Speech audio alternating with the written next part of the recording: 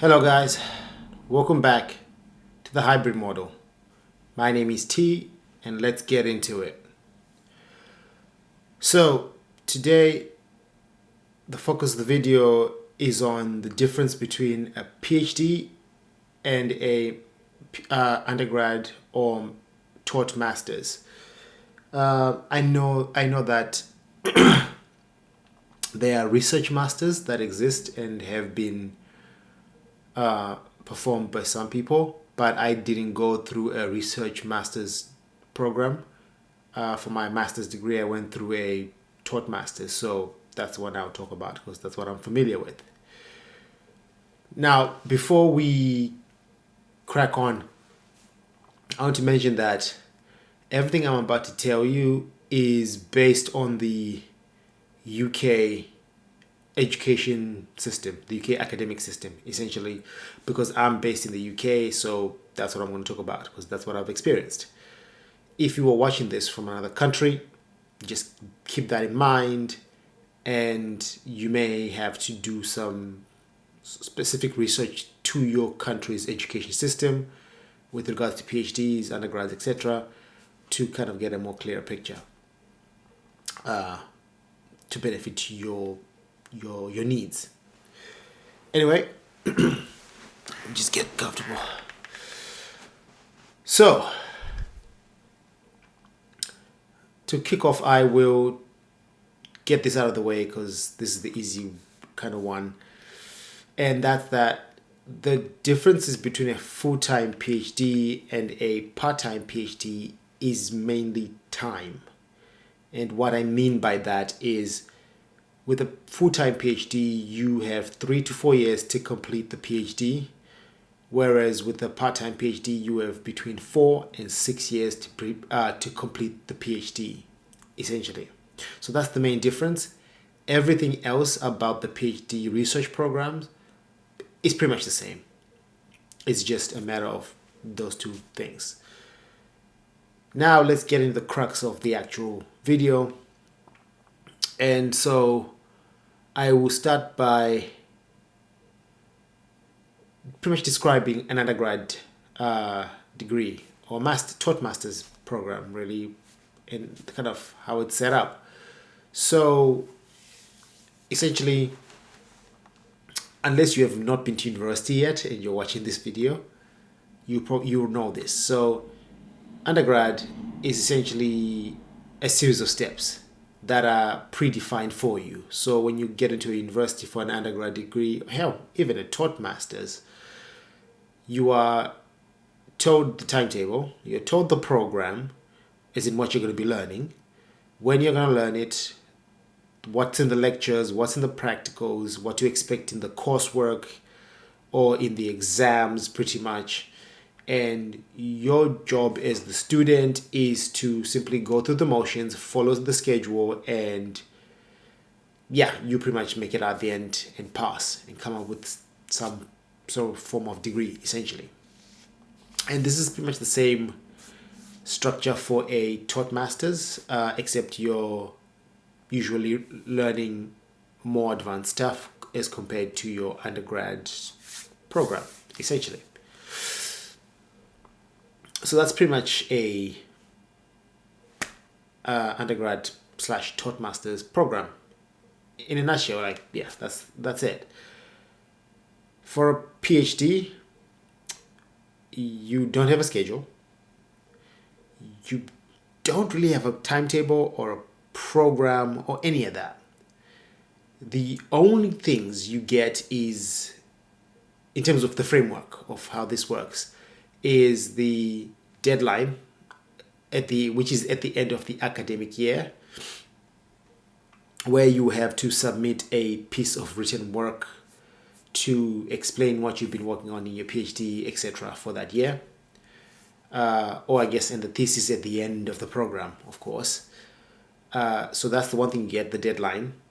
The next thing you get is essentially sort of guidance from your supervisor, but the guidance isn't strict, it's loose. So your supervisor or supervisory team will essentially provide you with guidance on what you need to focus on in any given particular year. So what you focus on usually in your first year of the PhD compared to your second, third, fourth, and final, or even final year are completely different. And are completely different things, that are attached to your research. But your supervisor will guide you by pretty much kind of inform you what you need to focus on, what's integral, what kind of milestones or what needs to be seen, what you need to provide evidence of in terms of working on, and like results for your research to be considered to be progressing at a PhD level and progressing enough towards becoming worthy of a PhD at the end. And that's pretty much the loose framework. What you research is up to you. You decide that. You decide how you're going to research it. You decide what to include in your kind of submissions and what not to include. And you determine when the research is done. So what I mean by that is you determine, I have enough information, or I have enough research, I've done enough experiments, I have gathered enough results. You decide how to evaluate the results of your PhD. Essentially, you decide everything about your PhD. Again, your supervisors are there to guide you, but they are not going to do the work for you or make the decisions for you. I'm not going to say they're not allowed to, but it is quite impractical for them to do so because this is your research, something you're passionate about, I'd like to think, when you enter the PhD. So they pretty much simply just make sure you stay on the path towards achieving a PhD, but how you actually go about making it to the end is still on you. So this is the difference. Now, because of this kind of setup of a PhD journey is quite lonely.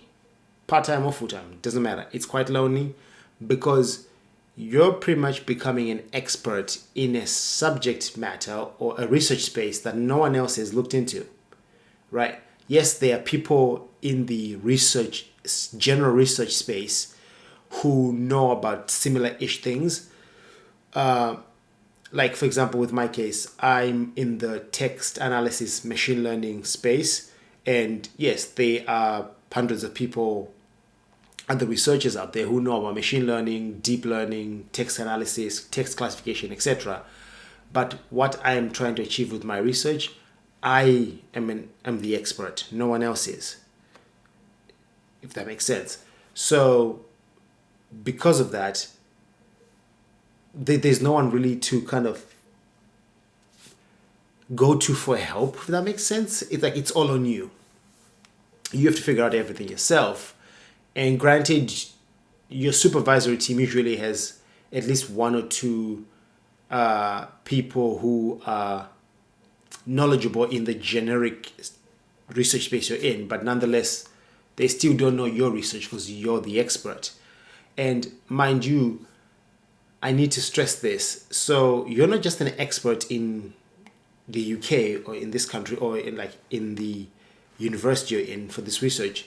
You're the expert at what you're researching in the world. Yeah, just let that sink in for a minute. So 7 billion people reside on planet Earth. Well, okay, it's 7 billion and some change, but who's counting? Who's counting, all the other additions? Doesn't matter. But of all those people, you're the expert at what you're doing because no one else is doing it. Otherwise, you wouldn't be researching what you're researching if it already had been researched by someone else. So that kind of loneliness is,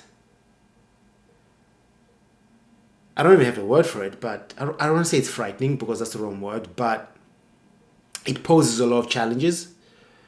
And one of the challenges is the willingness to persevere and push forward, because there will be a lot of ups and downs, a lot of trials and tribulations as you're going through your research, especially in the middle of the research where you're kind of like neck deep in experiments and comparisons and writing research papers, etc., you name it. Or even at the end when you're writing a thesis, it will be very challenging. And I mean, I'm gonna be honest, the thesis is gonna be is a beast of its own. So you're gonna have to dig deep for that bad boy. Yeah, so that's in a nutshell the video, and I hope you found that informative, and I will catch you guys in the next one. Signing out.